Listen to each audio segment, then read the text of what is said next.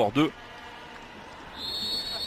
Et le coup d'envoi donc de ce match et dernier match de préparation du Japon face à la Zambie. Match à gauche côté fort là pour l'instant pour les Zambiens. C'est pas mal fait dans des tout petits périmètres l'explosivité de Katongo. Et on va écarter le jeu maintenant avec un centre, le contrôle, ce ballon qui traîne derrière avec cette tête et le but. Voilà, 9e minute et c'est la Zambie qui trouve la solution. Christopher Katongo qui permet au Christopher Katongo. Pas de position de hors-jeu, un ballon dévié de la part de Mayuka. Et une belle phase de jeu également. Avec un centre de belle qualité là, dans une bonne zone. Et derrière, plus prompt, plus rapide, le capitaine zambien. Ça fait 1-0. Bon, les Japonais ne les tirent pas directement, plutôt en 2 temps. Autant là, il y a de la présence. Et on pense à Sun Tzu notamment. Ah, c'est tir à ras de terre, pourquoi pas. Avec cette frappe enchaînée, oh quel but! Quel but inscrit par la Zambie. Petite combinaison et merveille de frappe. Ce but en Kala. Et la fin de Sun Tzu, elle est merveilleuse. Enroulé du pied droit, petit filet. Nishikawa est battu.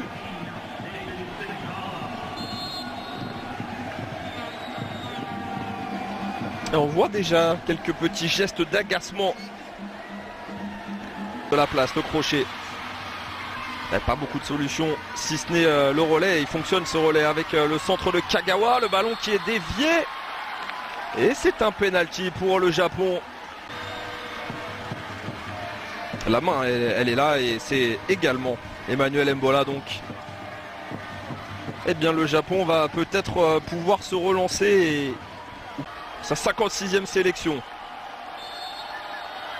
C'est parti pour Honda. Et c'est parti, contre-pied impeccable. Et le Japon qui se relance dans cette rencontre, mais qui se relance dans la douleur grâce à un penalty.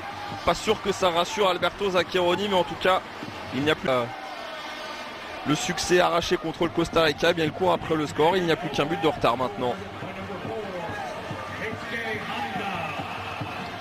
Penalty pour l'ancien joueur du CSK Moscou.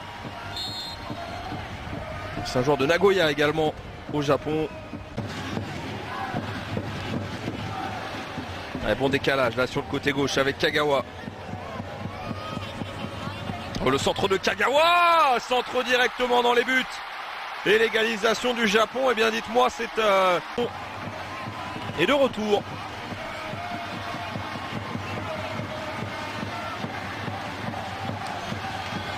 Allez, centre trouvé, belle zone.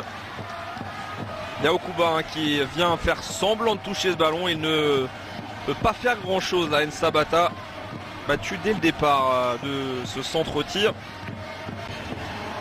Les deux partout donc entre le Japon et la Zambie.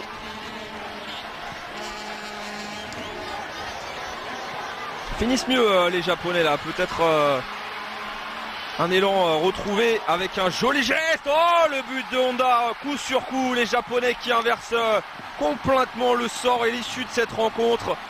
Honda qui vient profiter de la merveille de passe décisive de Morishiga. Et ça fait donc...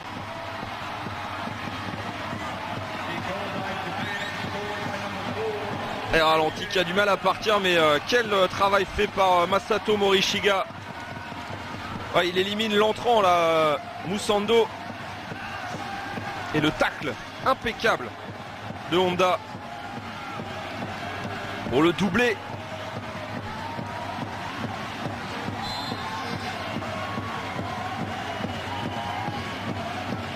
Et bien voilà comment on peut changer le cours d'une rencontre en l'espace de 2 minutes. Il suffit d'un centre. Honda également, belle prestation de Yasuhito Endo. On l'a répété, on le redira jusqu'au bout. Les deux les poumons au milieu de terrain ont été solides. Attention à cette frappe, elle est déviée. Oh, elle vient se loger sous la barre transversale de Nishikawa. Et est-ce que c'est pas Lubambo Musando? On célèbre et on jubile. La frappe, elle est lointaine. Et elle est déviée et elle vient se loger, on l'a dit, sous la barre transversale. Il est un peu court dans son initiative là. Nishikawa. Frappe déviée donc.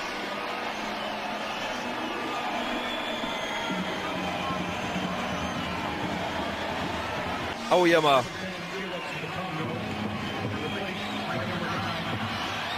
Oh, pourquoi pas un quatrième. Oh, incroyable. Quelle volonté pour ces Japonais. Un match finalement complètement fou avec Yoshito Okuba qui vient marquer le coaching payant de Zach dans les arrêts de jeu.